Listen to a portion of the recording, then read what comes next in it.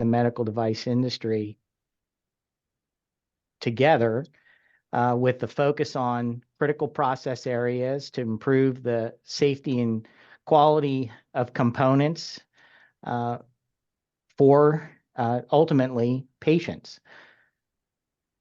So we really welcome the participation from everyone within this town hall, as it provides an opportunity to share a little bit about how MedAccred is being used and impacts all the stakeholders in their respective special process areas. So we'll hear from subscribers who can expound on how they're utilizing the program, as well as how the program works, and then what are some of the activities that are currently happening within plastics, and allow suppliers who go through the audit process the opportunity to share their experiences and ask any questions. So without any further ado, let's get to the value of the town hall, and I'll turn that back over to Justin.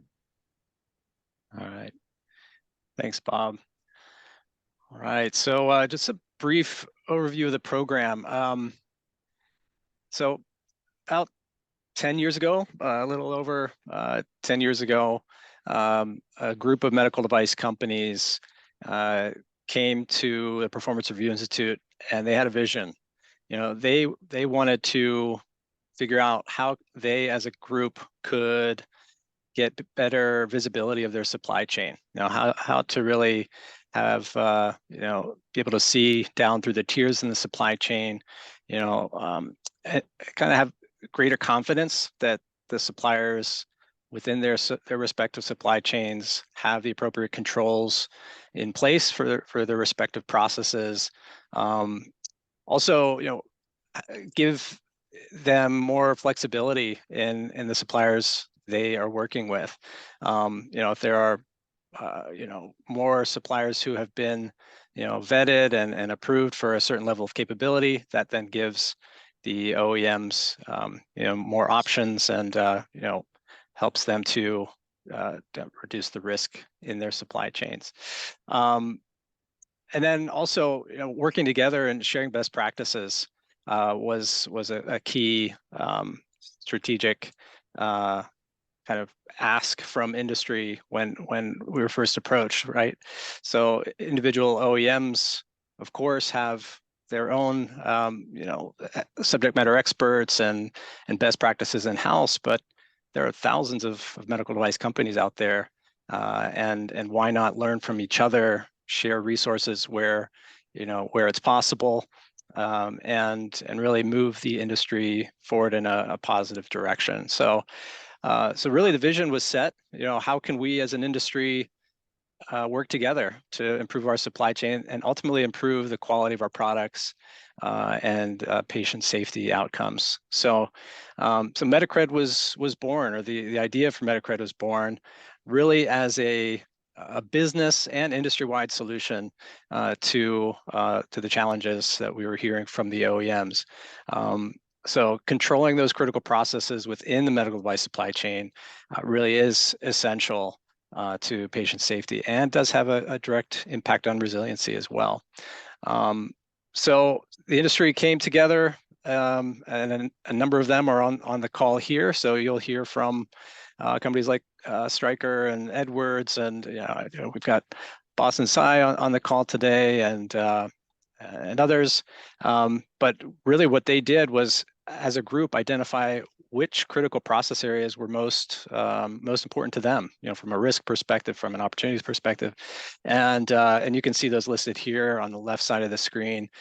Plastics was one of those areas that rose to the top. We started with creating an injection molding program, and then added extrusion to that, and then finally mechanical assembly. And there is some overlap amongst those, but all, you know, standalone processes within our system. We also have electronics, sterile packaging, sterilization, welding, heat treating. We started developing a labeling, printing, and UDI audit criteria, and this really is just the tip of the iceberg from a process capability perspective for the program. we're developing, or we have a long list of processes like software, like machining, like additive manufacturing that over time we will be adding to this list of audit and accreditation programs. So, just to kind of summarize why the industry decided to do this, really to drive process excellence, through the supply chain, identify and reduce risk, supply chain resiliency. And I know this has been very important over the last few years. Ensuring a steady stream of supply to ensure we can get products to market, and ultimately improving patient safety. So how this works is the OEMs and also with supplier input, develop very detailed assessment criteria for different critical process areas. So it's the plastics SMEs from Baxter, from Stryker, from Medtronic, and input from some of you suppliers on the line to develop and fine tune an assessment criteria that everyone agrees to, and sets a bar for what a good, say, plastics injection molding process should look like.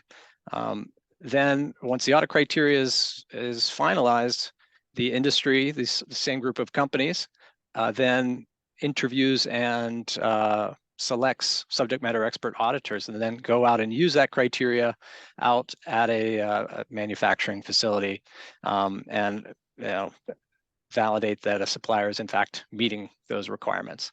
And then the purpose, ultimately, of the program is to, like I said earlier, drive those world-class process controls down through the tiers in the supply chain. So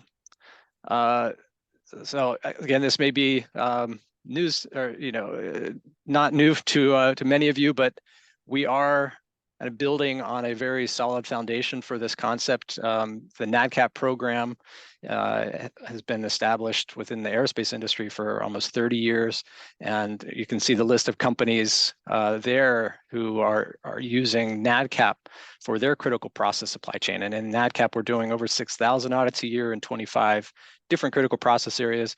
The MedAccred program, we're still getting the momentum of the industry, but making some huge strides. But you can see here we have the list of companies that are subscribing at the top, and Zimmer and Globus Medical are pending subscribers to the program. The expectation they'll be joining as full subscribers soon.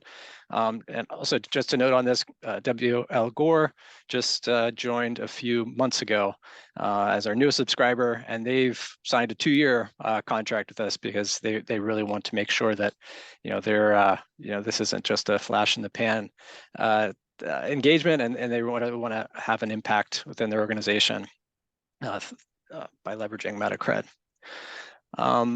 So you can see here the same list of companies at the top who are subscribing to the program. This is really just an FYI, but we do have, we want to make sure that all the OEMs within the med tech industry are able to leverage this program, either to supplement their supplier oversight activities and supplier quality, as well as their procurement and R&D and NPD activities as well. So we have large medical device companies. We also have an opportunity for smaller companies to come in at a reduced rate to also leverage the assessment reports, and then also contract manufacturers who can both receive audits and use the program as a contract manufacturer subscriber. So yeah, excited to see that list growing, and we'll I think over the next few years, really looking to get a critical mass of companies, becoming subscribers. Just a couple more slides here before I hand it over to David, but this slide here is the results of our 2022 supplier survey, and I think a few of you on the line who have MedAccred accreditation contributed to these results here. But we do survey all of our accredited suppliers every 2 years. We'll be doing another one this year, but I think we had a 60 or more percent Sorry, I just saw a note here. A 60% response rate, so great representation of the accredited suppliers, but 85% said the program and getting involved really added value to their organization. 76% said it improved quality. The significant amount saw reduced in-house defect rates, defective product escaping to customers. And then on the business side, they're seeing new business opportunities, improved process efficiencies, improved customer satisfaction. So lots of great benefit to suppliers who get involved in the program, and hopefully you'll hear some of that from the customer side, here in a little bit on the value that they see from leveraging the MedAccred suppliers within their systems. The last thing I'll mention here is just a little bit of a plug for the MedMap program. This is the U.S. Department of Commerce program that is now, I think, in the 5th or 6th year of funding. I think they've gone through 3 rounds of funding, but there is funding support for suppliers who want to move forward with MedAccred accreditation, at least in the U.S. and Puerto Rico as well. And they'll pay for a pre-audit to do a gap assessment of your processes, and then support you with consulting support for gap closure. So it's been one of the MEP network's more successful national programs. And I was actually on a call yesterday with the U.S. Department of Commerce, International Trade Administration, and the NIST MEP network, and they are starting to kind of figure out how they can leverage or promote MedAccred within the U.S. and really help U.S. manufacturers become more competitive, build a more resilient supply chain, et cetera. So exciting things happening there. So if you're not accredited and are looking for a way to kind of help get ready and become MedAccred accredited in the future, this is a great resource. So with that, I'm going to hand it over to David Rosa and have him speak to you a little bit about the plastics program more specifically. So, okay. David. Thank you, Justin. I'm David Rosa. I'm the plastics staff engineer for Plastics Medical Devices. I have been involved with the MedAccred program since 2017. I have a few slides to just kind of introduce you to what a MedAccred audit looks like, and also a little bit about the plastics task group. The MedAccred program, MedAccred plastics injection molding, extrusion, mechanical assembly is an independent assessment of a facility's compliance with the MedAccred requirements as well as the customer requirements. One thing that, when I do audits and when I review audits and talk to folks, one of the things when they first get involved in the program is they really take note of the fact that MedAccred audits take a very deep dive into all of the critical areas, including the supply chain, tooling, quality control, support functions, and certainly one of the more important areas that we look into is process validation. Okay, next slide. Okay. Now, I think Justin in his discussion did talk about the plastics injection molding, extrusion, and mechanical assembly task group. This is a task group that consists of subject matter experts from each of the subscribing OEMs, plus representatives from plastics medical device suppliers. This combination is then responsible for the development of the audit criteria. And it's not just the development, because we have this ongoing update of the criteria as we gain more experience and more knowledge of all the operations. We, as a task group, also the subscribing members review the audit reports and ultimately make the supplier accreditation decisions for the suppliers.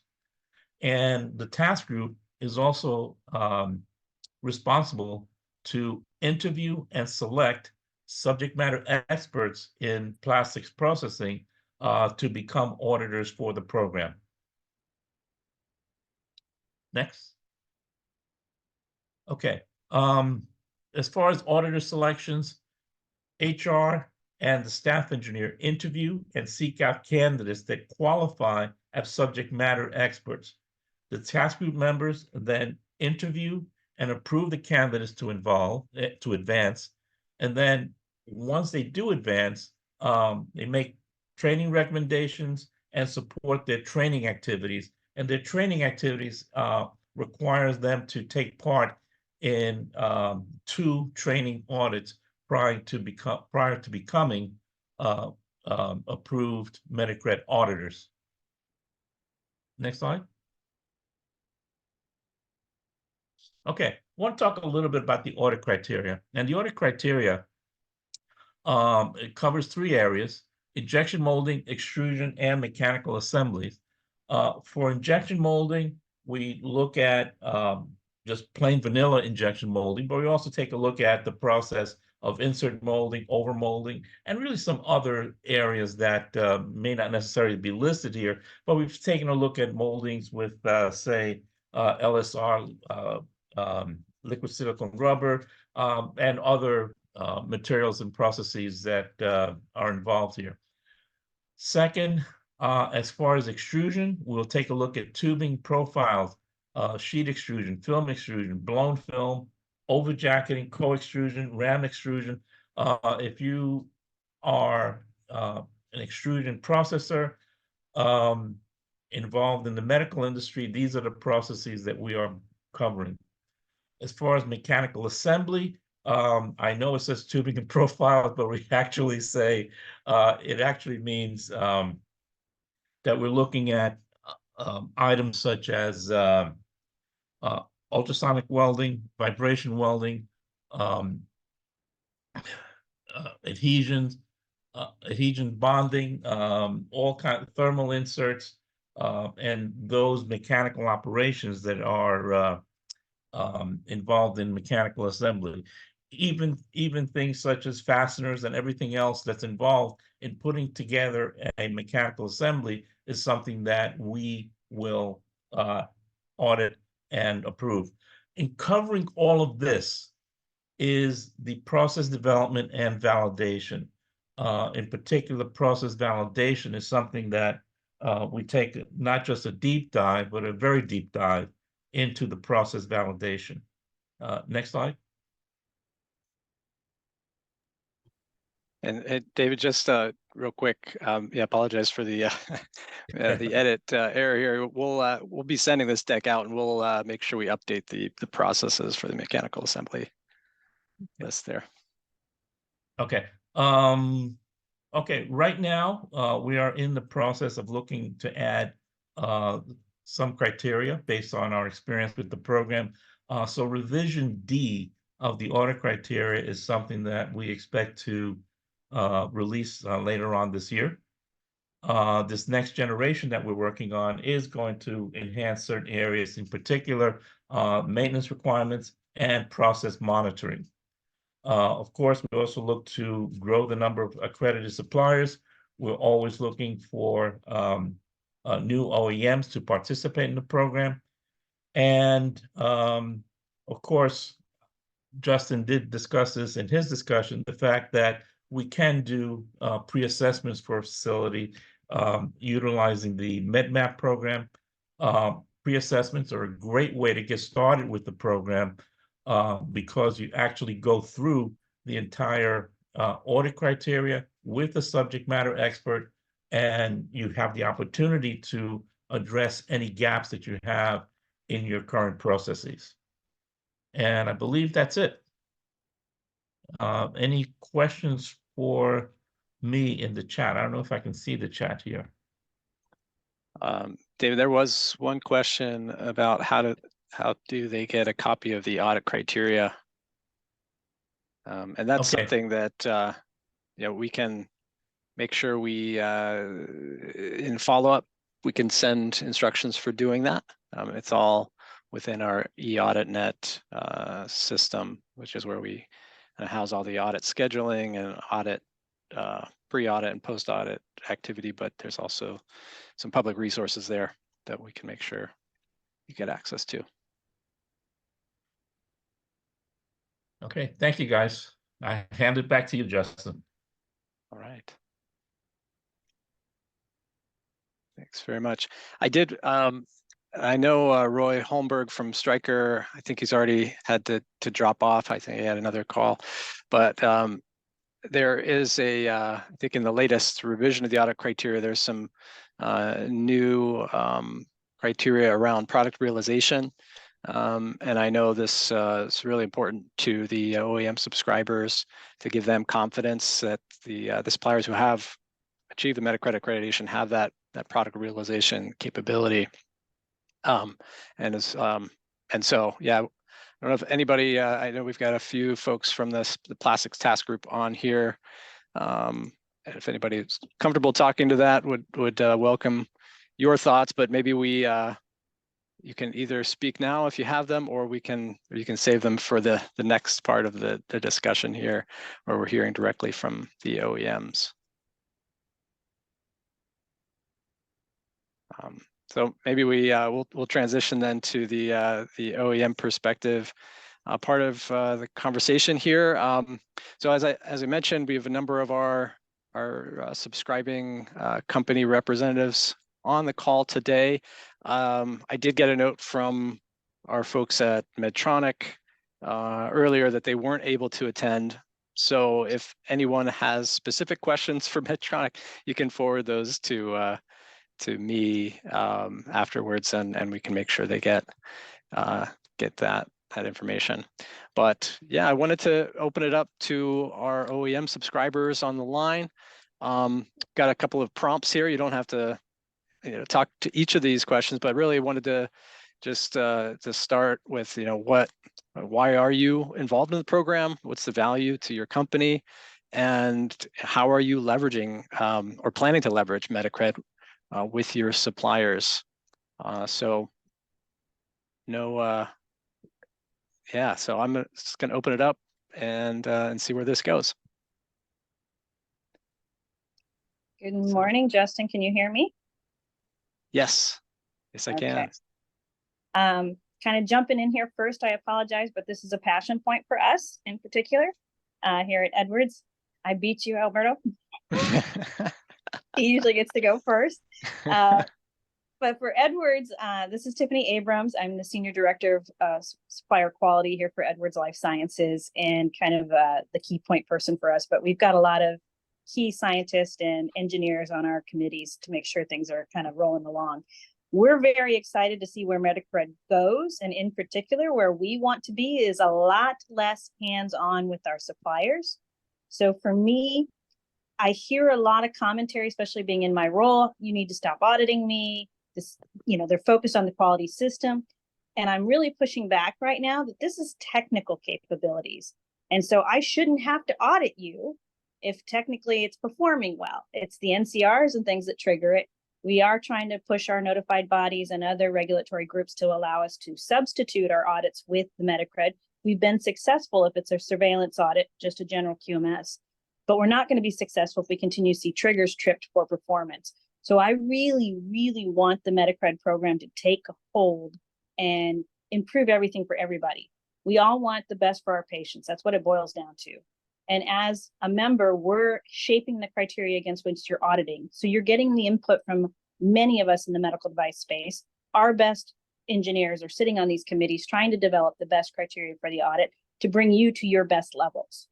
That's what we want. We want the best level of materials coming through. And you get the choice to challenge us a little bit too through this committee. You've got an independent organization coming between the two of us and helping us craft what's best and what's right.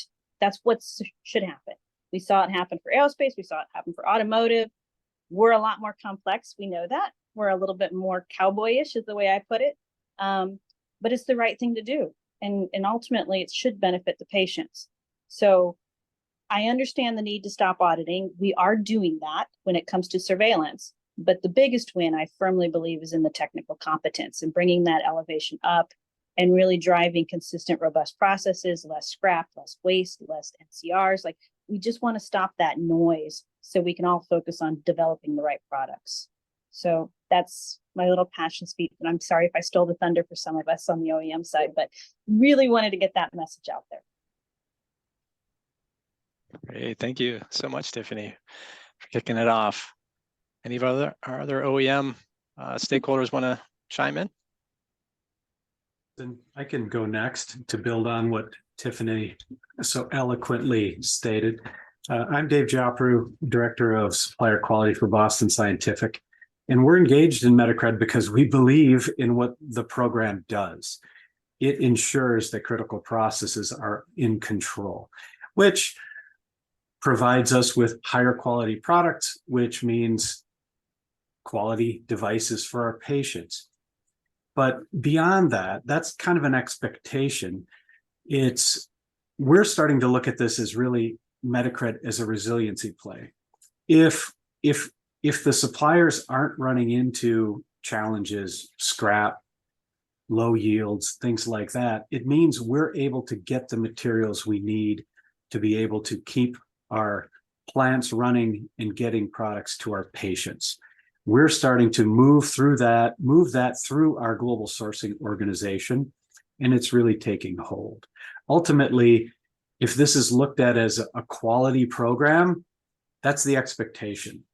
But if it's looked at as a resiliency program and an opportunity to ensure that we're able to continue to meet our demands from our customers, then it gets a lot more positive attention. Now, in regards to leverage, this is something that comes up quite a bit, but as Tiffany mentioned, we're kind of a cowboy industry. I may take it another level.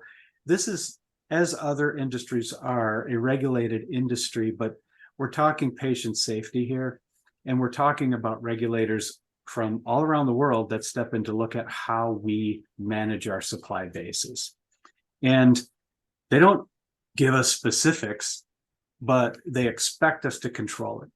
And when you start to hand responsibilities outside of your four walls, it's something that each of us as industry manufacturers need to ensure that we're all very comfortable with the approach.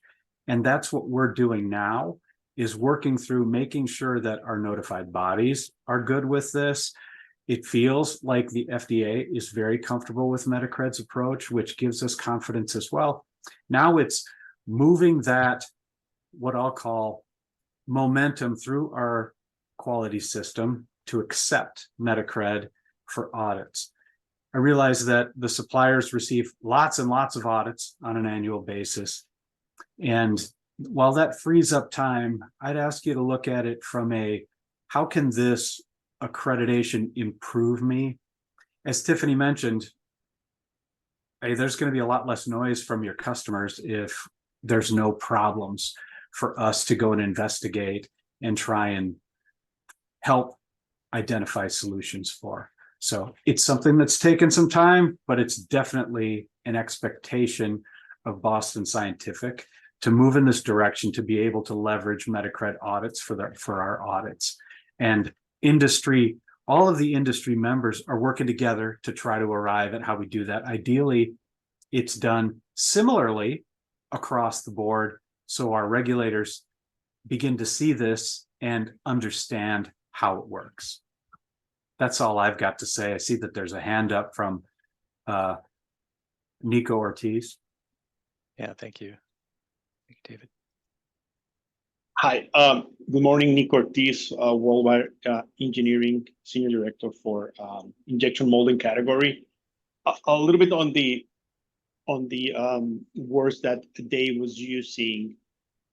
I will say that one of the reasons to engage, quality is very important, but one of the ways I see it is if we engage with a qualified and capable supplier, my limited engineering resources, they can stay focused on innovation and not troubleshooting and babysitting the development or the sustaining of an injection molded plastic part. that's for me the bottom line is we can focus on innovation, we can focus our limited resources to grow. So for me, that's a call for action from the business is less problems with the suppliers means my engineers can focus on innovation, bring better, newer devices to the patients. That's an excellent comment, Nico. Love that. Yeah, I know I've heard that from a few of our subscribers that, you know, this leveraging MedAccred accredited suppliers can help get your products to market faster, right? You don't have to, do all that supplier development work that was the expectation at the beginning. So I don't want to speak on behalf of anybody. So I know we've got some other OEMs here. Anyone else want to share from an OEM perspective?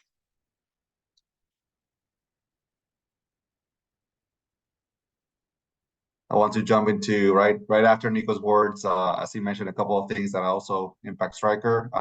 Hello, everyone. My name is Alberto Romero. I'm a senior manager with the global supply engineering team at Stryker and the lead for the MedAccred program within Stryker. Stryker has been engaged with MedAccred programs since its inception, and we continue to engage as we see value to the MedAccred program in multiple ways. We have objective data, such as reduction in DPM from suppliers that have gone through the journey of the MedAccred accreditation program, reduction in non-conformances per million, reduction in time to market, and that was, I think, one point that Nico may have mentioned. We find that when we go through an NPI process with an accredited supplier, the process is shorter. There's some subjective also benefits that we have seen through the process. Suppliers understand that our accrediteds understand better what the needs of the industry are, the communication's easier, faster, and just in general, more collaborative. So because of that, we continue to be engaged with the program.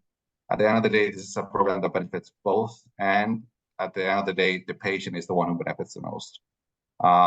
We are continuing to leverage MedAccred into our systems and procedures to also resonate from other members in the call. Stryker currently has in their procedures the ability to leverage a MedAccred audit in lieu of our own routine frequency-based audits. That's something we have and are continuing to have in place.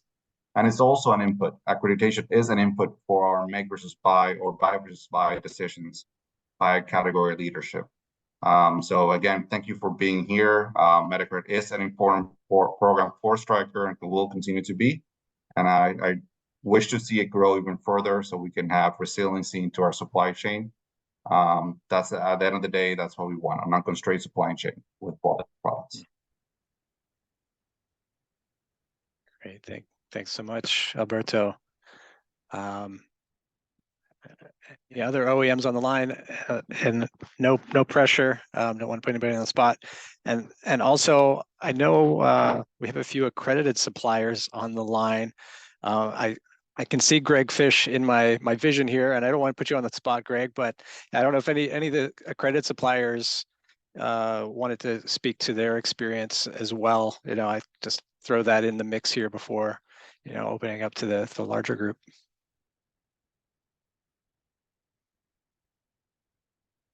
Certainly, I'll say a couple of words. I am Greg Fish, Corporate Director of Quality with PTA Plastics. We have now been MedAccred certified in our Colorado location to both the plastics assembly, and then later, about a year and a half later, added injection molding to that. We felt that the criteria was very straightforward. It is based on best practices that make a lot of sense. It's a lot different than an ISO audit in that the ISO criteria is very general, very subjective. The MedAccred criteria, on the other hand, is very prescriptive and is really black and white. You either do it or you don't do it. We've definitely seen benefits from quality and manufacturing efficiencies through the process, and in fact, as a result of some of the improvements that we've seen, we've actually added our Connecticut facility as being MedAccred accredited at the beginning of this year as well. So just a few words. If anyone ever wants to reach out to me for any additional thoughts or guidance, I'll make myself available. Hey, thanks for that, Greg. Sure. All right. Well, yeah, I don't want to, if any other OEMs did want to share, please feel free between now and the end of the call to throw in your comments, but I'd love to open it up for discussion here in the last 10, 15 minutes to anyone on the line. Questions, comments, maybe preconceived ideas of what the program are that you need to get clarified. So we'll leave it at that. Feel free to unmute yourself or again, throw your question in the chat.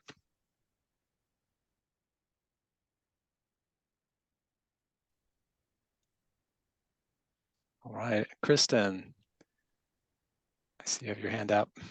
Hi, good morning, good afternoon. I'm Hello. get my camera here if I could. I'm from Zeus, Quality and Systems Engineer, Zeus Products. Just a quick question regarding the controls and guarantees around a company's proprietary information. So I'll just, yeah, I do. David, thank you. Do you want to? I can help you out with that one. No, go for it. Okay. Confidentiality is certainly important to you and it's certainly important to us as well. When we conduct an audit, we go through a number of steps to make sure that we don't reveal any confidential information. And it actually even starts with when we're doing an audit of particular jobs that you're running. In the documentation, we don't refer to specific customer names. We'll refer to customer A or customer B. Further, we don't describe parts in detail. We refer to them in generic names. We may refer to a box or a vial or something of this sort. Plus, no matter how the auditor or the supplier themselves provide information, anything that goes through the eAuditNet system through which we manage our audits gets reviewed by the staff engineer. That would be myself. And anything that may get by the initial review of the audit, I have the capability to make sure that any confidential information gets redacted before it gets posted. And typically that would also include anything such as process settings, details of that level. We do redact it if the auditor or the supplier themselves enter that information. So we take it seriously, and we do make it an effort and try to educate the supplier on making sure that they don't include any confidential information into the audits. Okay, hope that addresses your question. Hey, that's awesome, David. And yeah, just from a higher level too. So we've mentioned eAuditNet a number of times. So that system is built for the various stakeholders within MedAccred and our NADCAP programs to kind of leverage the information that's in there, but have the appropriate firewalls so that no information is shared. We also notify all of our industry stakeholders before every meeting, and also when they enter eAuditNet to not disclose any IP or confidential information. So we're always reminding folks too, or MedAccred is a pre-competitive program. So we're talking about best practices, industry standards. We're not discussing any IP or confidential information. And then the last, I guess, overarching comment I'd make on that is we've been administering the NADCAP program for aerospace for over 30 years. And like you saw on the previous slide, we are handling maybe some of the most important, aerospace and defense information, with the companies like NASA and, Airbus and other companies. And so we've been able to successfully, use this same approach for, doing thousands of audits. And, we have a lot of, systems in place to ensure that that your information is secure. So yeah, I want to add one other thing, and that's that the last version of the audit criteria, we did add a section regarding IT and the handling of information within the networks. So there are some requirements there to protect all the stakeholders here from hopefully intrusion or any data breach. Yes, and I see a question from Renee in the chat. Does the supplier get to review the final report before it is entered into the e-audit system to confirm no company? Yes, so there is a 3-day window. The auditor inputs the information, and then there is time for the supplier to review that before it's opened up for the subscribers, which are the OEMs, to to see that information. So we do have some buffers built in to ensure that you can double check and scrub the information that's in there. Thanks, Kristen, for the question. Another question or comment, anyone?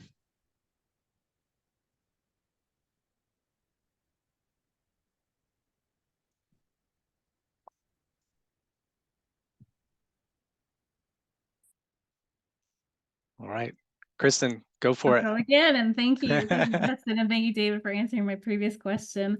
The MedMap pre-assessment program you briefly mentioned, is that separate from the overall audit? Are you able to do an assessment and a gap closure without the visibility from the MedAccred suppliers or subscribers? Yes. So a pre-audit, either through MedMap or MedAccred also can do a pre-assessment audit of your systems, where we use an approved auditor going through the full audit criteria, and then any results from that pre-audit would stay with you as a supplier and not be viewed by the OEM. So we do have a pre-assessment audit program within PRI, within MedAccred. MedMap has a similar type of program that I already mentioned, but that it's subsidized by the government. It's only for U.S. suppliers.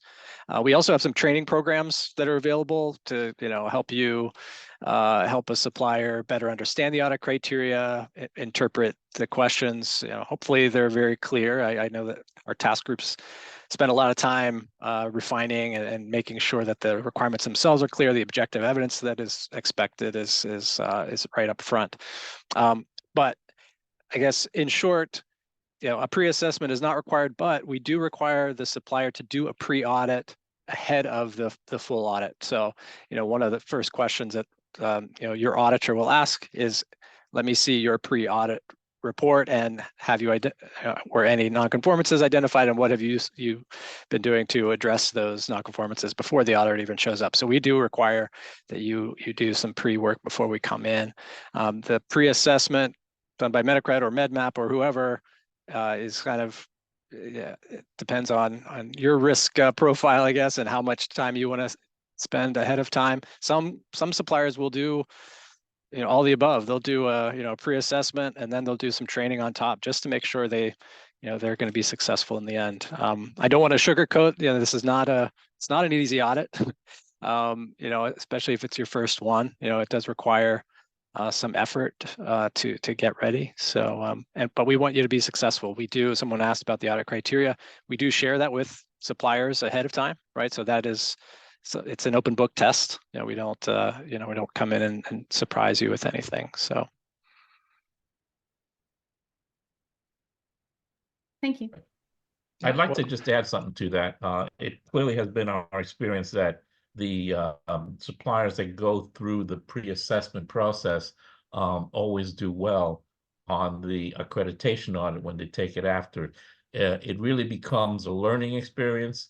so that you can actually see exactly what the auditor is going to be looking at, the depth to which they look at, prepare the documents the right way, update your processes the right way. So there really is a lot of value to the pre-assessment. Okay. That's it. Okay. Yeah, good point, David. Thank you.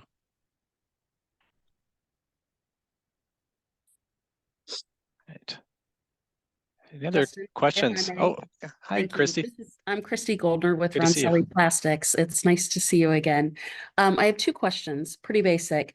First of all, what percentage of suppliers are referred into the MedAccred program by an OEM versus those that are self-initiating? That is a good question.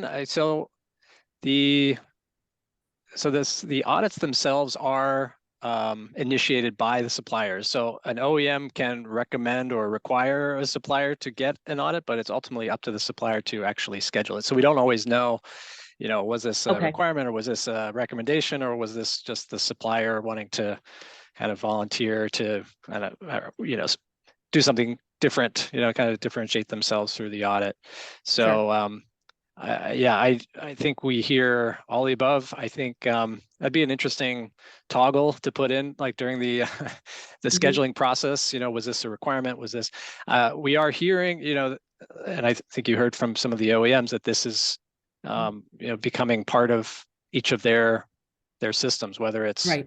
for oversight of current suppliers, maybe supplier development, tool, to help with suppliers that need some development work, and then also, when procuring new supply. So I don't know if that answers your question, Christy. I think It's helpful. It's a start. It's a start, which leads to my next question in that we already do some business with some of the OEM subscribers, certainly not all of them. So as I step back and I look, I wonder, with such huge organizations, how do the OEMs internally communicate the desire to work with MedAccred if it's not mandated at this point? It's several levels down. And is that enforced, or what's the success percentage there? Any input? I can take that one, Justin. Yeah, So please, Tiffany. I'm actually already embedded in my audit program the ability to leverage a MedAccred audit report in lieu of doing an on-site audit. Okay. And that was already reviewed by our notified body during an audit of us. And it went very well. We had no pushback. We had no problems. So there's a lot more conversations happening now with the notified bodies and FDA from our side to better recognize that. So we want to continue to decrease the oversight necessary when it's just a surveillance audit, general QMS system. On the flip side, then, to drive our R&D teams, we are working to get the MedAccred accreditation tagged to the supplier. So I'm building out a new platform for our supplier management system. It will be going live here in October. When that goes live, I've built out a section of certifications, and it will include MedAccred. So we will go back in, then tag all of our suppliers with the MedAccred accreditations that they have, so it's very visible. And Great. then I'm closely tied to our NPD side, our newest NPT programs. I'll be sharing the whole MedAccred program with them. We've done a MedAccred training with our sourcing team, so that was a big factor when they went out to the MDD here. And then I've got to sit with our worldwide engineering. So we are starting the campaign to educate inside Edwards the value of MedAccred as well. Okay, very helpful. Thank you. And I'm sure each company is going to have a philosophy of that nature and an action, plan. But that's good info. Thank you very much. We actually, from the Management Council, developed a playbook for ourselves on what is the best way to implement MedAccred. And so we are trying to align across us and leverage that learning of how to best implement it and stand it up and get the value out of it. So we are trying to harmonize the way we approach it. Excellent. Thank you. I know we're in a minute, but I want to chime in right after Tiffany. We're very similar. Stryker has embedded in our QMS procedures for auditing to use the MedAccred audit in lieu of our own for our surveillance audits. So if you are suppliers accredited, that's part of our system. We also have that tied to the certification. Supplier that has a certification in whatever process it's linked to that supplier in the system, and everyone has access at Stryker to know which supplier is accredited by in which particular process, and that is also used into our category leadership new product introduction decisions. So buy versus buy decisions. So we're keep embedding MedAccred into our systems, and we will want to continue doing so.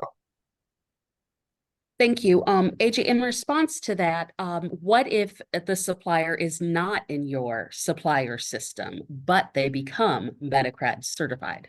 That's a great question, Christy. We actually have, you may be familiar with Power BI. It's just it's a way to show data. It's a platform to show data. We have a Power BI report that shows all MedAccred accredited suppliers, regardless if they are or not currently supplying to Stryker. Okay. Because that's also an input to our NPI and NPD teams to, if they're looking for a supplier for a specific process or Yes. category, they can look into that. And of course, we prefer to have suppliers that are already in our approved supplier list. But if their capacity is not there, we have a whole new pool to look to. That's Wonderful. a great question, Christy. I hadn't thought of that before. Thank you. Thank you. That's awesome. Thanks, Christy, for some great questions, and Tiffany and Alberto. I think we're coming up on the end of the hour here. Any final questions from anyone? It's been awesome getting to kind of dig in here and better understand where things are. I see Ryan asked about the difference between MedAccred and AS 9100. I would just quickly say that, like 9100, 13485 is a prerequisite requirement, one of the prerequisite QMS certs for just to kind of get your foot in the door with a MedAccred audit. And then MedAccred comes in and does that deep dive technical capability assessment of your injection molding process, of your extrusion process or mechanical assembly. So I would view AS 9100 really as an inch deep, mile wide across an organization, similar to 1345. Then MedAccred comes in and does that deep dive. So we're spending 3-4 days at your facility just looking at injection molding or any of those other processes. So hopefully that helps to clarify things. Yeah. Someone asked, do you have to have 1345 to get MedAccred? No. For MedAccred, at least for the plastics process, we do accept 9001, 16949, 1345, even AS 9100, I think. I know sterilization, we only allow 1345 because of the regulations. But for other process areas, we do have a little more room to allow other quality systems as prerequisites. So good questions. All right, well, we are at the end of the hour. Thank you, everyone, for joining today. If you're not accredited yet, schedule your audit, and you can talk to me or anyone from the MedAccred team to do that. Consider MedMap or another pre-assessment audit. Connect with your customers. And I guess last thing I'll say, we have a very active task group, which is refining and looking at the audit criteria, and it's a great way to kind of meet some of your peers from the supplier side, as well as current or potential customers on the OEM side. I mean, it's not a sales platform at all, but it's a way to really share best practices and kind of learn. So if you're interested in getting involved there, you're welcome to as a supplier representative. So again, let me know if you want more information on that, and I can send you that. So thank you all for your time today, and I look forward to seeing you around different industry events, and we'll be following up with more information here soon. So take care, and have a great rest of your day, everyone. Thank you, Justin. All right, thanks. Welcome. Thank you.